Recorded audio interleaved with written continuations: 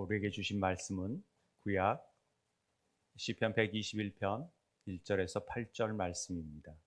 구약 시편 121편 전체 내용을 보도록 하겠습니다.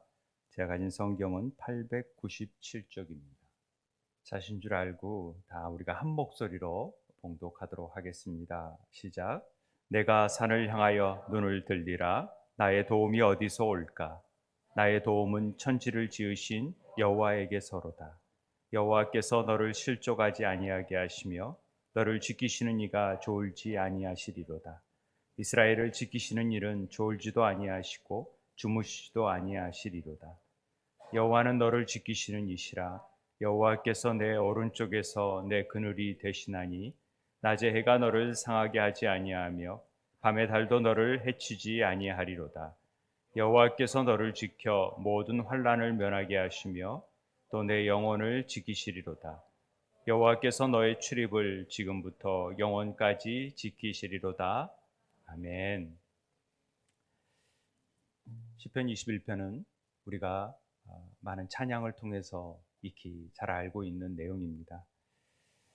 이 성경은 이 시편은 121편은 그 성경에 보면 파란 글자로 써져 있는데요. 제목으로서 성전에 올라가는 노래다 이렇게 되어져 있습니다. 성전에 올라간다라는 의미가 어떤 의미냐? 바로 예루살렘 성전에 실제적으로 올라가면서 부르는 노래라고 볼 수 있습니다. 보통 순례자의 노래라고도 합니다. 이 말은 유대인이면 마땅히 하나님 앞에 제사를 드려야 되는데 멀리 있는 특별히 흩어져 있는 유대인, 그걸 보통 디아스포라라고 얘기를 합니다만은 각지에서 흩어져 있는 유대인들이 그래도 3번 이상은 반드시 절기를 맞춰서 예루살렘 성전에 와서 하나님께 제사를 드려야 되는 것입니다. 그렇기 때문에 그런 절기에 맞춰서 제사를 드리기 위해서 먼 거리에서부터 준비하고 계획하고 모든 일들에 초점을 맞추어서 이 성전을 향해서 올라가는 그러면서 부르는 찬양이 바로 이 시편 121편이다라고 보시면 됩니다. 요세푸스 사가에 의하면 그런 절기 때가 되면 유대인들이 200만에서 300만 명이 모인다고 합니다. 얼마나 많은 숫자인지를 짐작해 보실 수 있겠지요. 그런데 시온의 언덕이 보이는 그 예루살렘 쭉 보면은 이 예루살렘 주위에 여러 봉우리들이 있는데 우리가 골고다 언덕도 있고 감람산도 있고 여러 산들이 있는데 그런 산들을 통틀어서 보통 시온산이라고 얘기를 합니다. 그래서 보통 우리가 산을 얘기할 때는 예루살렘 쪽에 있는 산을 얘기할 때는 시온산 이렇게 통틀어서 얘기하는데 그런 시온의 언덕이 보이는 예루살렘 도성에 가까워왔을 때 그들이 받는 느낌은 어떠했을 거야? 이거 생각해 보면은 그 먼 거리에서 막 왔을 때 성전이 보이기 시작하면 얼마나 가슴이 벅차 설레고 예배 드릴 수 있다라는 마음으로 올라가겠지요. 그러나 또 한편으로는 우리가 산에 올라다니신 분들은 이렇게 좀 경험해 보는 부분이 뭐냐면요. 굉장히 가까이 있는 산인 것 같은데 실제 오르면은 굉장히 멉니다. 200~300m라고 적혀져 있지만 올라가는 길이 이렇게 힘든 길이기 때문에 굉장히 멀게 느껴져요. 그리고 산에서 보면은 금방 저 산을 올라갈 수 있을 것 같은데 딱 올라가서 보면은 또 산이 있는 거예요. 그래서 가까이 있는 것 같은데 멀리 여겨지는. 한편으로는 그 성전에 올라가는 것들이 성전을 보지만은 또 내게 산들이 있네. 그러면서 또 어려움이 있네. 그러면서 도움을 구하는 그런 시편이 아닌가. 이런 배경 속에서 감격과 때로는 절망과 이런 것들이 교차되어 있는 그런 시편이 121편이다라고 보시면 되겠습니다. 그 내용을 한번 살펴보겠습니다. 우리 1절에 보면은요. 내가 산을 향하여 눈을 들리라 나의 도움이 어디서 올까? 아까 얘기했던 산은 보통 시온산으로 알려져 있습니다. 그런데 이 산이라는 단어 자체가 하르라고 그래요. 히브리어로는 산, 하르인데 이 하르를 여기에서 보면은 산이라고 나와 있지만 산들로 되어져 있습니다. 복수로. 그러니까 하하림 바로 더 마운틴 그래서 산, 그 산, 어떤 특정한 산을 얘기하는 것입니다. 그래서 내가 그 산을 향해서 그 산을 보니까 눈을 들어서 보니까 나의 도움이 어디서 올까? 지금 이런 얘기를 하는 거잖아요. 그런데 이 산에 대해서 아까 얘기한 대로 학자들마다 이 산이 오히려 어떤 우리 삶의 역경, 문제의 산, 가로막고 있는 우리가 하나님께로 나아가는 길에 가로막고 있는 많은 일들에서 보는 산으로 여기는 분들이 있어요. 그렇게 보는 학자들이 있어요. 그리고 또 다른 학자들은 그게 무슨 소리냐? 아니다. 이 산은 여호와를 경외하고 여호와를 만나는 감격을 가질 수 있는 하나님의 임재가 있는 그런 성전을 얘기한다. 예루살렘 성전을 향해서 눈을 든다라고 표현하는 것입니다. 어느 편으로 해석을 하든 저는 큰 전체 맥락에서는 큰 문제가 없다고 봅니다. 왜냐하면요, 이 우리가 산을 향하여 눈을 들리라라는 것은 아까 얘기한 대로 그 멀리 흩어져 있던 유대인들이 하나님을 찾기 위해서 이 산을 향하여 나아가는 발걸음은 우리가 아까 찬양했듯이 순례의 길을 행하는 것 자체가 굉장한 고난의 삶이기 때문에 그렇습니다. 쉬운 일이 아닙니다. 많은 것들을 준비하고 많은 도적의 위험 또 곳곳마다 산을 넘고 또 계곡을 건너는 어려움들이 있는 것입니다. 그런데 그런 멀리서부터 오는 그 산을 볼 때 다 온 것 같은데 아직 도로고 또 막 힘이 다 빠질 때 산이 보일 때가 있잖아요.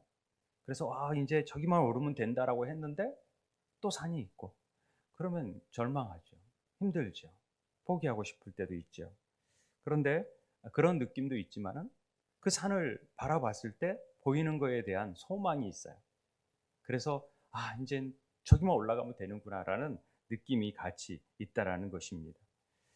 궁극적으로 이 산은 어찌 보면은 시온산의 의미가 더 가깝게 느껴집니다. 여호와의 성전이 있는 산, 그래서 그 전에 올라간다는 기쁨이 훨씬 더 큰 그런 산이라고 볼 수 있습니다. 그 산을 향하여서 우리는 눈을 드는 것입니다. 눈을 든다라는 표현에 이 든다라는 표현이 나사라는 히브리어 단어는 들어 올리다. 그러니까 눈을 들어 올리는 거죠. 그렇지만은 또 다른 의미를 가지고 있는데 그게 뭐냐면 죄를 가지고 가다. 죄를 짐지고 죄의 형벌을 가지고 가다라는 뜻이 됩니다. 그러면은 우리의 인생 삶이 성전을 하나님께로 향하여 나아가는 존재들은 늘 죄를 지고 가는 거죠.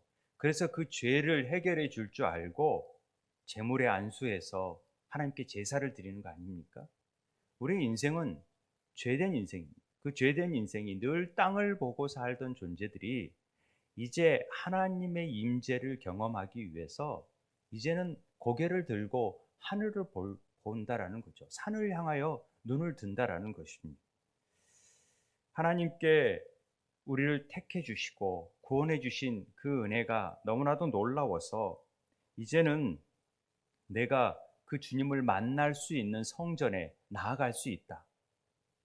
주님이 거기서 만나기로 해 주셨으니까 나 같은 죄인을 만날 수 있는 곳을 허락해 주셨으니까 그곳에 간다라는 그 기쁨. 여러분들이 어떤 마음으로 이 예배에 올라오셨는지 모르겠지만 엘리베이터를 타고 올라오셨는지 모르겠지만 계단으로 올라오셨는지 모르겠지만은 이 마음이 있어야 돼요. 오늘도 내 죄를 사해 주시며 이런 땅에 사는 삶이 아니라 하나님을 바라보고 하나님의 임재를 바라보고 하나님의 뜻을 바라볼 수 있는 우리의 눈을 이제는 떠서 하나님을 바라보길 원합니다라는 마음이 우리 안에 있는 것이죠. 그래서 내가 산을 향하여 눈을 든다고 하는 것입니다. 죄인된 신분이지만 이제 내가 하나님의 눈을 들어서 진짜 하나님의 실상, 이 땅에 있는 것들이 다 헛된 삶을 추구하는 것이지만은 진짜 추구해야 될 하나님의 실상이 있다라는 것을 알기에 우리는 눈을 들어 산을 봅니다 라는 고백으로 들려진다라는 것입니다. 우리의 삶의 목적이 여러분 어디에 두고 계십니까? 정말 이 땅에 보면은 너무 허망한 것들이 많아요.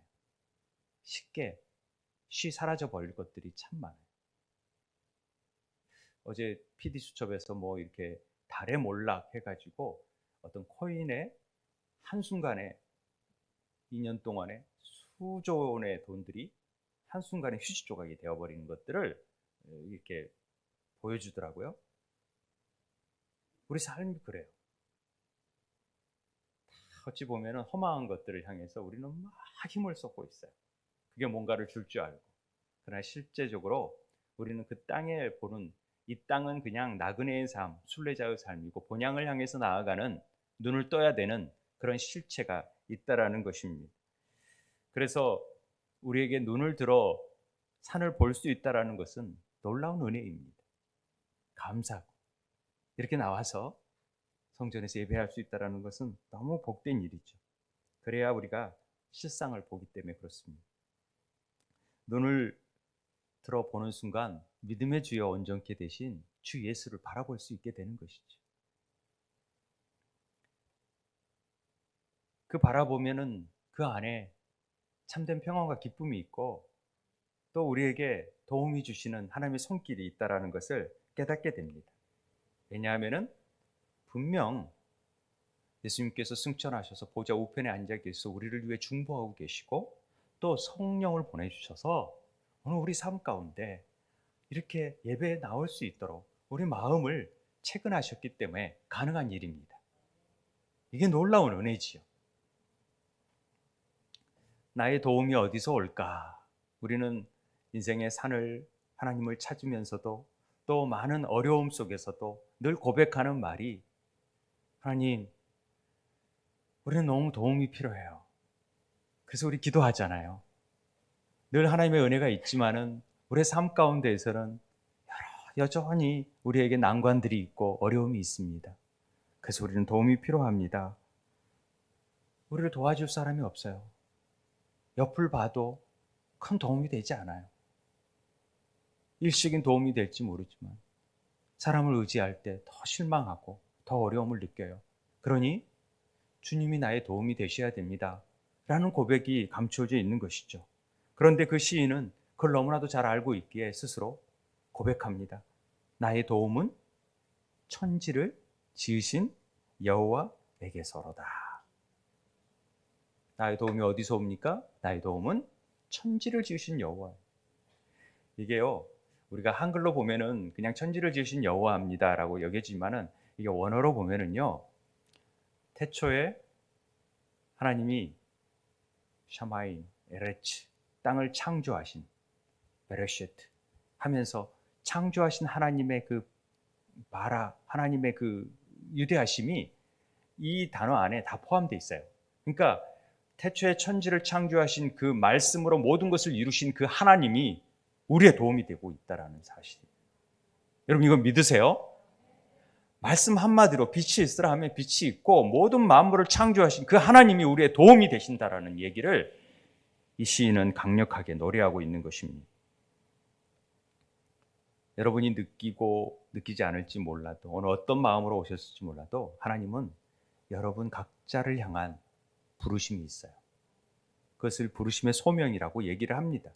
각자의 데스티니가 있다라는 것이죠. 하나님 나라를 이루고 가는 삶 속에서 비록 순례자의 삶을 살지만은 그 순례자의 삶 가운데에서 하나님이 각자에게 부여하신 역할과 또 사명이 있다라는 것을 우리에게 알려줍니다. 그런 순례자의 삶이 고난이 있고 어렵고 힘들고 좁은 길이지만은 그 길 가운데 그 소명을 이루시게 하기 위해서 쉼없이 우리에게 도움을 주시는 분이 우리 하나님이시라는 사실을 여러분 아십니까? 그렇습니다. 그래서 우리의 사명은 그리스도의 구속 사역과 밀접하게 연관이 되어져 있습니다. 전도서 3장에 여러분 범사에 때가 있다 이런 얘기들이 많이 나오잖아요. 만사에 다 때가 있다. 뭐 날 때도 있고 죽을 때도 있고 심을 때도 있고 또 뽑을 때도 있고 죽을 때가 있고 치료할 때가 있고 뭐 이렇게 다 할 때가 있습니다. 울 때가 있고 웃을 때가 있고 그 때가 뭐냐? 그 때는 이 때라는 말이 에트라는 히브리어 말인데 이 에트는 적절한 때, 정해진 때를 얘기합니다. 우리가 보통 시간을 크로노스의 시간이라고 합니다. 과거, 현재, 미래는 다 일식스의 크로노스의 시간이죠. 그 크로노스의 시간이 어느 하나님의 정하신 역사 속에서 탁 부딪혔을 때 그것이 카이로스의 시간이 됩니다. 그것이 우리에게 하나님의 목적을 이루는 시간이 되어지는 거죠. 그래서 우리는 그 일을 통하여서 어떤 사람을 만나게 되고 또 어떤 사건을 만나게 되고 그러면서 하나님의 부르심의 소명을 이루어가는 일들이 이루어지는 그런 역사가 나타나는 것입니다. 그런 일들 가운데 하나님은 우리에게 그런 도움 자체가 그런 일들이 하나님의 철저한 도우심 속에서 이루어졌다라는 것을 고백합니다. 마침, 때마침, 그냥 우연히 되어지는 것 같지만은 철저한 하나님의 계산과 시간 속에서 일들이 이루어지는 것은 바로 우리를 도우시는 하나님의 손길이 있기 때문에 가능한 일이라는 것을 우리는 기억해야 됩니다. 마치 배틀이 신라를 왔다 갔다 하면서 착착 맞춰져 가지고 이게 천이 짜지듯이 우리의 삶이 그냥 우연히 되어지는 게 아니라 하나님의 적절한 때가 있어서 그때에 맞춰서 일들이 이루어졌다라는 것을 얘기하고 있습니다. 하나님은 우리의 사명을 그렇게 도우시는 겁니다. 만약에 아직도 기도의 응답이 없다면 하나님의 사명의 때가 아직 차지 않았다라는 것을 얘기하는 것이죠. 때가 차야지만이 하나님의 뜻을 이루어 갑니다. 그리고 그 사명을 감당함에 있어서 우리는 우리 혼자 내버려 두는 게 아니라 하나님은 철저히 돕는 자를 통해서 나의 등 뒤에서 나를 도우시는 분이 바로 있다라는 것을 가르쳐 줍니다. 성령님께서 우리를 도와주시죠. 그분이 여호와 하나님이시다. 이렇게 우리에게 고백하고 있는 것입니다. 꽤 제가 예화집 같은 것들을 많이 봅니다만은 유명한 예화, 자주 많이 듣는 예화 중에서 수잔 앤더슨의 예화가 한 번쯤 뭐 다른 매스컴을 통해서 들어봤어요. 저는 제 예화를 잘 안 쓰는 편이라. 근데 수잔 앤더슨이라는 분이 어떤 직장을 다니다가 눈 수술을 하게 됐는데 수술 중에 의사의 실수로 잘못해서 실명을 하게 됩니다. 안 보이게 됐죠, 갑자기. 그런데 남편이 그 병수발을 잘 도웁니다. 그래가지고 직장을 출근하게 만들어주고 세밀하게 도와주죠. 그런데 어느 날 갑자기 남편이 이제 너무 힘들다. 내가 못하겠다. 혼자 가라. 그러니까 얼마나 서운했겠습니까? 그러면서 서운한 마음이 있지만은 좋다. 내가 혼자 간다. 그러면서 혼자 버스를 타고 직장까지 출근하고 돌아오는 일을 합니다. 그런데 서운한 마음이 들죠, 남편에게. 근데 어느 날 버스를 타는데 버스 기사가 참 당신은 행복한 사람이네요. 그래도 저렇게 좋은 남편이 늘 함께 해주니까 좋다. 이게 무슨 말이냐 봤더니 늘 남편이 먼저 버스가 오면 타서 자리를 먼저 잡고 뒤에 앉아서 부인이 앉는 걸 보고 또 내려가면서 뒤에서 쫓아가면서 남편 부인이 하는 일들을 다 뒤에서 보고 있었다라는 것을 알려줍니다. 그런 예화인데요. 우리 인생 가운데에서 우리는 갈 바를 알지 못하는 자들이잖아요. 그런데 하나님께서 말씀을 주시고 때론 성령의 인도하심을 통해서 우리가 잘못된 길로 가면은 가르쳐 주시고 돌봐 주시고 이끌어 가신 하나님이시라는 것을 우리는 알 수 있습니다. 제가 예전에도 한번 얘기했지만은 딸아이가 운전을 커서 운전을 한다 그래 가지고 연수를 하는데 중간에 연수를 하면은 이상한 차들이 끼어들어 가지고 조심스럽게 운전하는 사람들이 방해를 한다고 그러더라고요. 그러니까 그래서 이렇게 운전 당황해 가지고 차선을 변경하거나 막 깜빡이를 안 켜고 가서 떨어지는 경우가 있다 그래서 딸아이를 바래다 주러 이제 그 도봉 운전면허증을 가면서 있다가 나가더라고요. 인제 출발을 하고 나가는데 제가 따라갔어요. 따라가면서 뒤에서 다른 차들이 끼어들지 못하도록 제가 방어를 한 거죠. 아, 다른 차 절대 뛰어들지 말고 일정한 거리를 두고 다 방어를 하면서 끝날 때까지 무사히 들어갈 때까지 방어를 하니까 되게 좋더라고요. 그래서 물론 합격을 했습니다마는 그런 생각을 하면서 제가 어떤 생각이 들었냐면 우리가 모르는 사이에 하나님께서 우리 등 뒤에서 다 그렇게 돌보고 계신다라는 것을 우리는 모르고 있구나. 그런데 다 지키고 행여 우리가 다칠세라 어떤 상황 속에서 늘 수많은 경우에 우리를 커버하시고 막고 계셨는데 어쩌다 한번 사고 난 걸 가지고 우리는 하나님 나를 돌보지 않았다고 하는 푸념을 할 때가 있구나라는 것을 제가 깨달은 적이 있습니다. 아이들이 그냥 큰 것 같잖아요. 절대 안 그렇잖아요. 수많은 부모님들이 뒤에서 지켜보고 행여 어렸을 때 뭐 물건 사오라 그래도 쫓아가면서 뒤에서 다 몰래 숨어서 제대로 사는지 어쩌는지 차가 오는지 안 오는지 다 지켜보듯이 하나님께서 우리 연약한 자일수록 하나님이 더 잘 보살피고 계신다라는 사실을 알고 계십니까? 그런 은혜가 있었으면 좋겠습니다. 삼위일체 하나님께서 성부, 성자, 성령을 통하여서 우리를 눈동자처럼 지켜 보호하여 주시고 도와주시는 분이시라는 것을 믿는 여러분 되시기 바랍니다. 때로는 어려움이 찾아오지요. 그리고 두려움이 있지요. 왜 없겠습니까? 경제적인 문제가 있고 또 건강의 문제가 있고 자녀들의 문제가 있고 여러 가지 문제가 있는데 하나님은 절대 우리를 그냥 두지 않습니다. 우리를 함께 하시고 도와주시고 가장 적절한 때에 가장 필요한 때에 우리에 찾아오시고 도우시는 분이시라는 사실을 잊지 않았으면 좋겠습니다. 제가 뭐 시를 그렇게 좋아하지는 않지만은 그래도 가끔 시를 사서 읽는데 수평선이라는 시가 있어요. 짧으니까 저는 참 좋아했었어요. 근데 이 시가 반칠한 시인이 쓴 시인데 한번 소개하고 싶었어요. 멸치 한 마리가 솟구쳤을 뿐인데 일순 수평선은 수평을 놓친다. 수평선은 언제나 수평이 없는 채로 수평이다. 이 시가 되게 마음에 와닿았어요. 우리 삶 속에서 이 망망대해 가운데 멸치 한 마리가 탁 튀어오르면요, 그 일순간에 수평선이 놓쳐진다고 하는 거죠. 시인이 그냥 멸치 한 마리가 잠깐 뛰어올랐는데 수평선이 흐트러져요.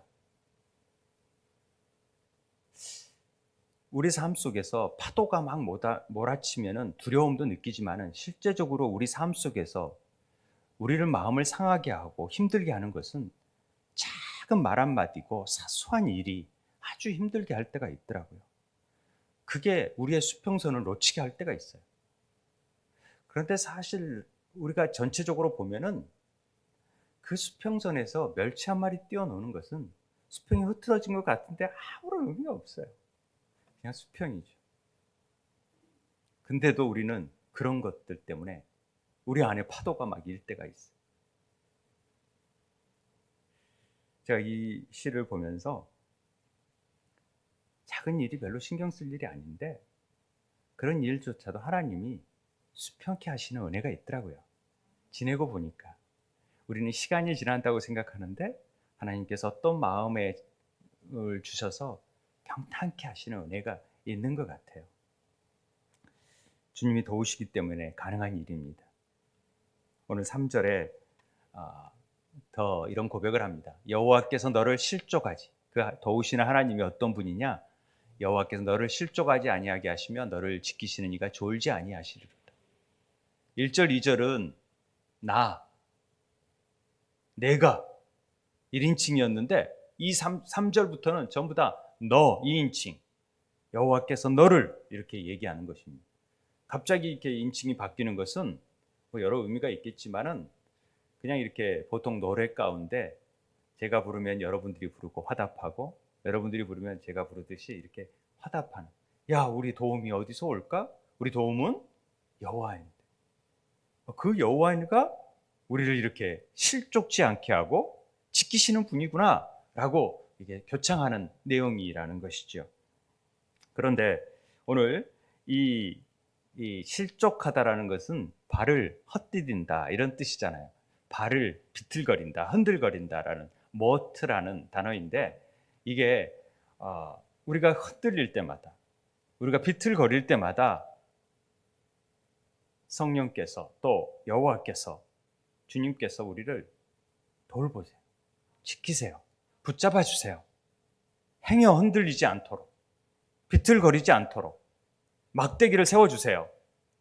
주의 막대기와 지팡이가 우리를 안위하시듯이 우리를 지켜 보호하고 가시는 거예요. 실족지 않도록, 모토하지 않도록 하는 것입니다.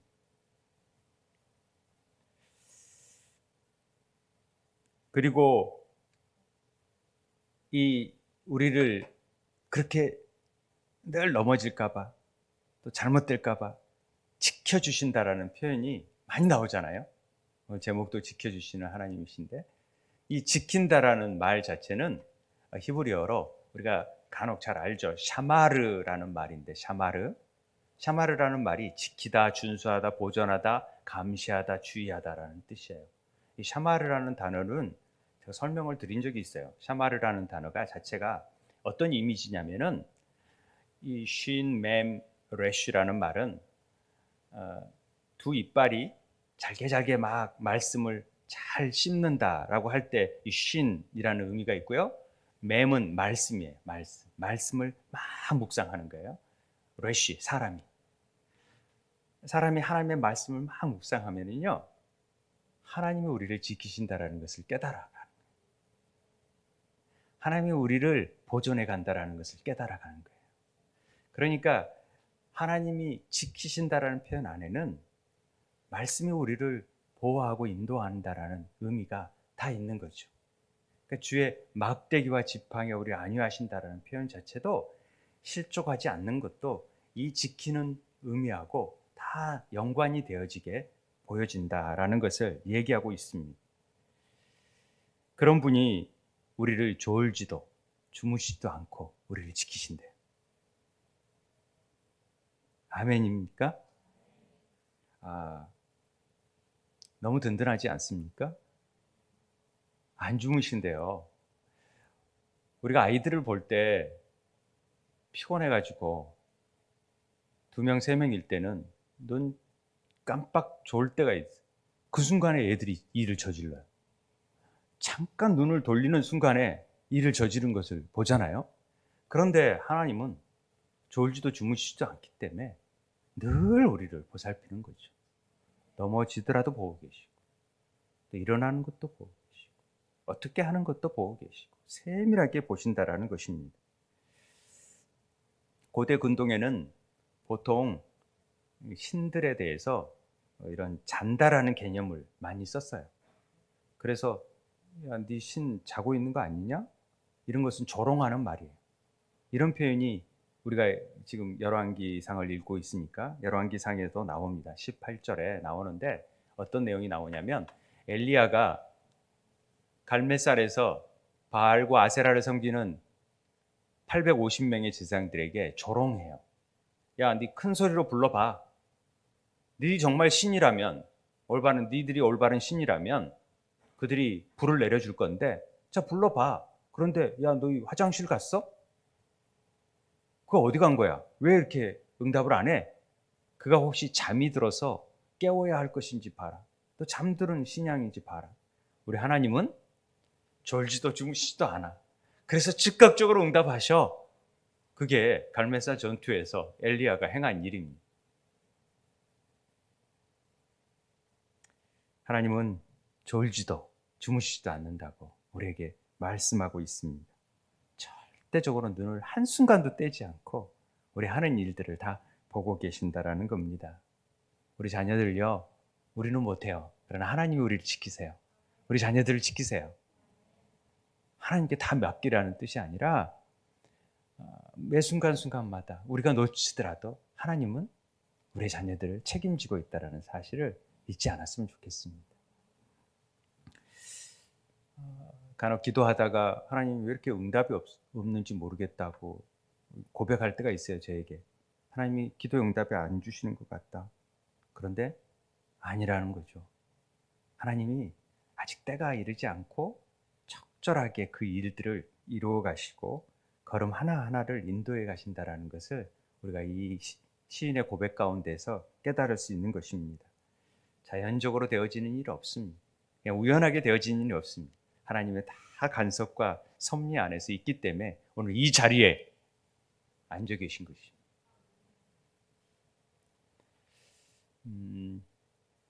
우리 김동익 집사님이 여기 참석하고 계시는데 라헬이네가 처음 이 쌍둥이로 지난주에 낳았잖아요. 우리 공동체에서 처음으로 이 양주로 와서 태어난 아이들입니다. 다 양주 전에 태어났어요. 양주 시대에 태어난 아이가 되는 거예요, 쌍둥이. 그래서 정말 기뻐요. 감사하고. 2년 전만 해도 곤지암에 살고 있던 사람들이었어요. 꽤 멀죠. 그 곤지암 옆에 살던 이석현 집사가 이쪽으로 이사한다 할 때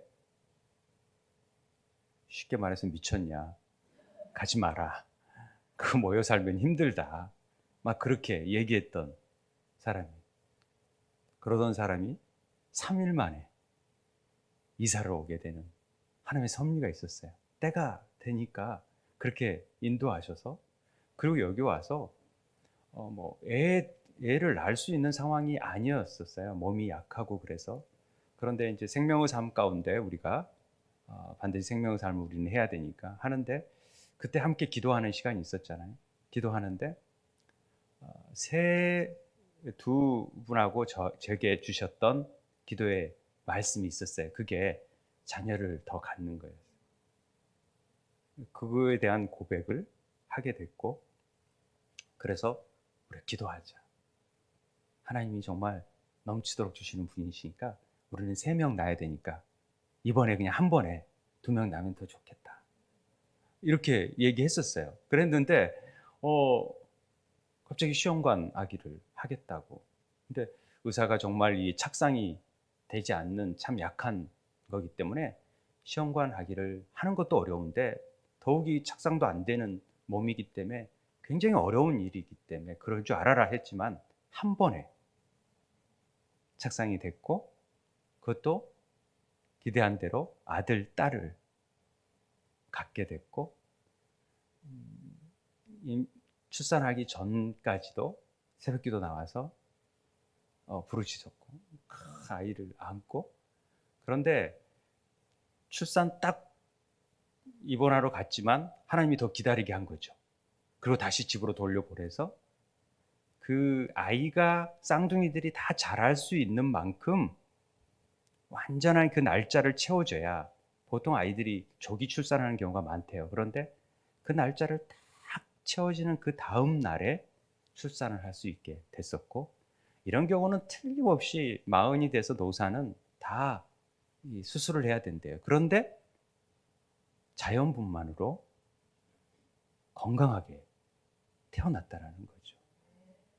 이게 얼마나 우리 중보의 힘이고 감사한지, 하나님의 그 세밀하신 섭리를 우리 김동익 집사 가정을 통해서 보게 되니까 정말 감사하더라고요.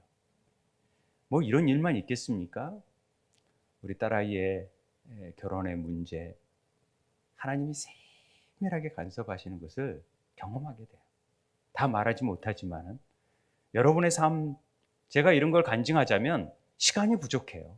하나님이 어떻게 우리의 삶을 이렇게 세밀하게 인도해 가시는지, 우리가 양주에 오는 것 자체도 정말 기적이었고, 그런 모든 일들을 이루신 하나님의 그 섭리가, 우리를 도우시는 하나님의 그 놀라운 일들이 우리가 찬양해야 될 일들 아니겠습니까?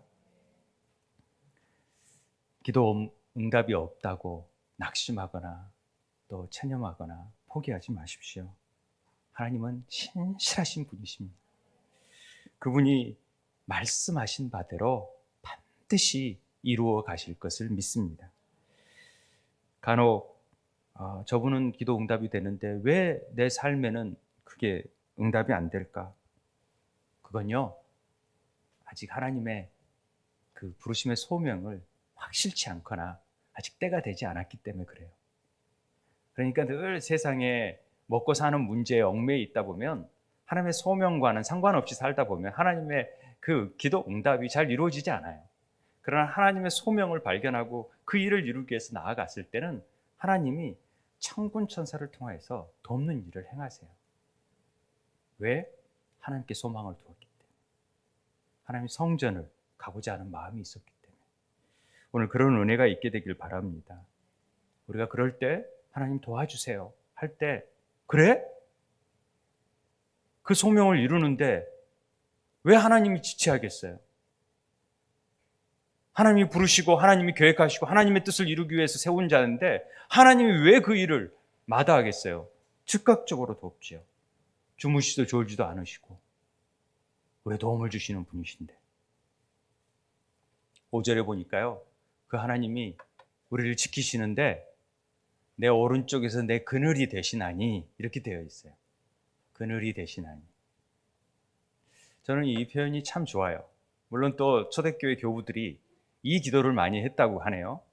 이 기도가 뭐냐면은 늘 중보의 기도를 하는데, 하나님, 우리 아무개 집사 하나님 지켜주시는데 늘 오른쪽에서 주님이 그늘이 되어주세요. 이건 굉장히 놀라운 중보의 기도입니다. 여러분, 이 기도를 많이 해주세요. 자녀들을 향해서도 하나님의 그늘이 되게 해주세요. 그 전능자의 그늘 아래 들어가게 해주세요. 저는 이 전능자의 그늘이란 말을 참 좋아해요. 왜냐하면 제가 받은 이름이 이 전능자의 이름이, 그늘이라는 이름이 포함되어 있어요. 그래서 제가 받았던 말씀 중에서 부살렙과 오홀리압의 마음이 지혜로운 자들이 성전 건축을 하는 말씀을 받았었는데, 제가 목회를 할 때 이 첼이라는 말이 그늘인데, 부살렐, 우리는 부찰렐, 이 히브리어로는 부찰렐이거든요. 이 부살렐이 이게 하나님의 그늘, 전능자의 그늘이라는 뜻이에요. 그러니까 하나님의 그늘 아래 있으면 우리가 뭔 일을 하든 하나님이 보호하세요. 그 그늘 아래 있다라는 것이 얼마나 복된 일인지 몰라요. 그래서 우리 낮의 해가 6절에 보면은 절대로 우리를 상하게 하지 않아요. 밤의 달도 해치지 못해요. 왜? 하나님의 그늘 아래 있는데 누가 뭘 어떻게 해요? 하나님 날개 아래 있는데 못하는 거죠. 낮에 우리 밤에는 너무 더우니까 하나님 구름 기둥으로 막아버리잖아요. 그리고 추우니까 일교차가 너무 심해요. 제가 광야를 가보니까 너무 막 밤에는 추워요. 그런데 구름, 불기둥으로 다 보호하시는, 놀라운 하나님의 은혜지. 때마다 일마다 우리를 구름기둥, 불기둥으로 우리를 이끌어 가신 줄 믿습니다. 그게 하나님의 동행이시죠. 늘 함께 행진하는 길에, 진행하는 길에 하나님이 도우시는 거예요. 그래서 7절에 모든 지켜서 환난을 또 면하게 하세요. 그리고 영혼을 지켜주세요. 얼마나 감사한 일입니까? 환난을 면하게 한대요. 여러분, 다 환난이 면하게 됐습니까? 여러분들의 삶 가운데? 대답을 안 해서요. 면하게 됐죠? 예, 그런 사람도 있고 그러지 않은 사람도 있어요.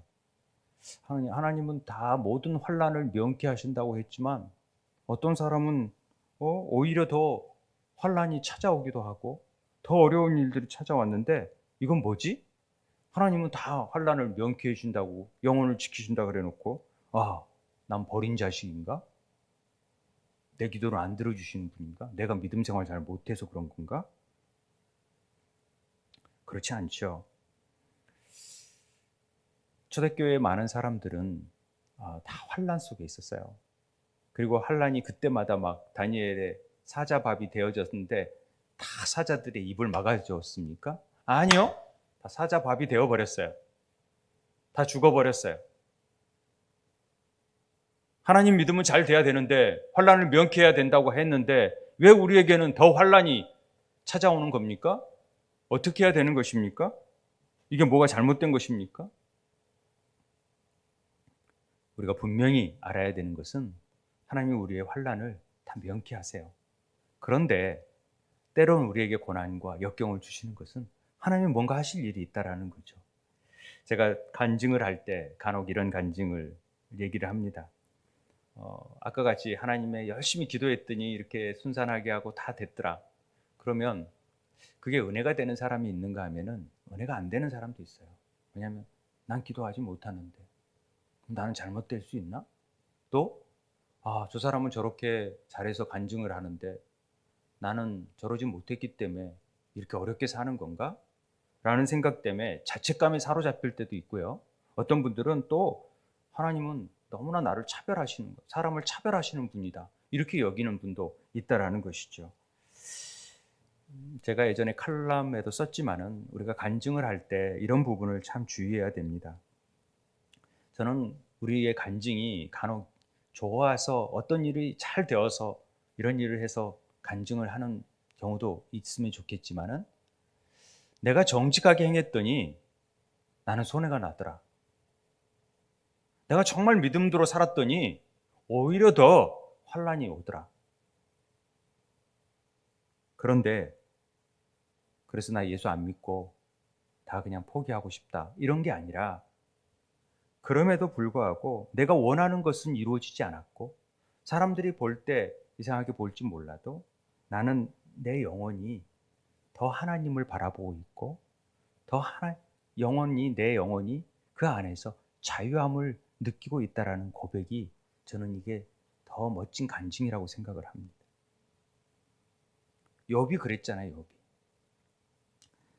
우리가 하나님 뜻대로 사는 게 힘이 들지만 진짜 영혼의 복이 뭔지 아십니까?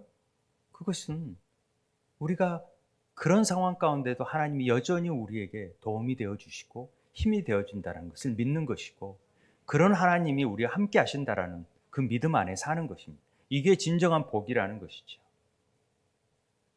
내가 원하고 있는 욕망, 물질적으로 풍요로워지는 것, 남들보다 높은 자리에 가는 것, 세상적으로 바라는 일들은 이루어지지 않았지만 그럼에도 불구하고 말씀 안에서 나를 굳건히 지키며 내가 예배의 자리에 서 있고 또 감사하고 성령께서 채권하시는 도우심을 통해서 이렇게 신앙을 고백하고 있고 지금도 이렇게 기도하고 있다는 사실 자체가 얼마나 복된 인생인지를 알아야 한다는 것이죠.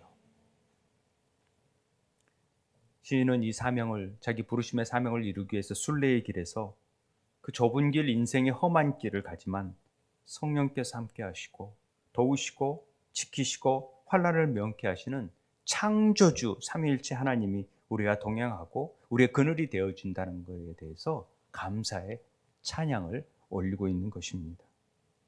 시련과 고통이 없기 때문이 아니라 시련과 고통이 있음에도 불구하고 하나님은 내 생을 지금 지키시고 보호하시고 가장 좋은 길로 인도하기 위해서 지금 이 일을 이루고 계신다라는 그런 확신 있는 믿음을 갖고 있어야 된다는 것입니다.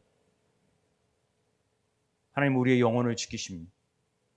우리의 영혼은 네페쉬라는 영혼은 지정의, 우리의 마음이 다 포함되어 있는 거예요. 우리의 마음은 때로는 하나님의 말씀 안에서 살다가도 또 세상의 것들에 늘 우리 마음 안에서 두 가지 마음이 싸움이 일어나요. 어떨 때는 주의 뜻을 따르다가도 어떨 때는 그렇지 못한 삶을 살잖아요. 우리는 공평한 홀이니까 그 안에 자유로운 영들이 들어와요. 악한 영들도 들어오고. 그래서 두 마음이 막 싸울 때 오라 나는 공고한 자로구나. 누가 이 사망의 몸에서 나를 건져낼 수 있나. 그걸 딱 봤더니 예수 그리스도 안에서 있는 그 생명의 성령의 법이 죄와 사망의 법에서 우리를 이겨낼 수 있구나. 그렇지. 내가 혼자가 아니지. 내가 할 수 없는 게 내 영혼을 지키시는 하나님이 계시지. 그 하나님이 우리와 함께 하시니 우리가 왜 머물 수 있어? 예수 그리스도가 나를 위해서 죽으시고 부활하시고 성령을 허락하셨는데 우리가 그 안에서 생명의 성령의 법을 통하여 우리는 나아갈 수 있는데 왜 내가 그래? 이게 바로 영혼을 우리를 지켜 거룩한 몸으로 산 제사를 드릴 수 있도록 만드신다라는 고백입니다. 마지막으로 8절 여호와께서 너의 출입을 지금부터 영원까지 지키신다라는 고백입니다. 지키신다는 표현이 총 6번이 등장을 합니다. 7번이면 완전수인데 왜 6번일까? 이 6이라는 숫자가 우리는 짐승의 수, 인간의 수로 굉장히 안 좋은 숫자로 알려져 있지만 실제적으로 히브리어에서 이 6이라는 수는 굉장히 중요한 의미를 가진다고 제가 수요 예배 때 설명한 적이 있습니다. 6은 하늘과 땅을 연결하는 바부라는 글자입니다.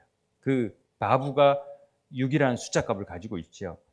그러니까 우리가 이 성막에서 구름이 올라가잖아요. 하늘에 닿지요. 이 하늘과 땅을 연결해주는 그 연결고리가 누구입니까? 바로 예수 그리스도이신 것이죠. 이 바부라는 글자가 예수 그리스도를 상징하고 있어요. 바부, 이 그림이 있죠.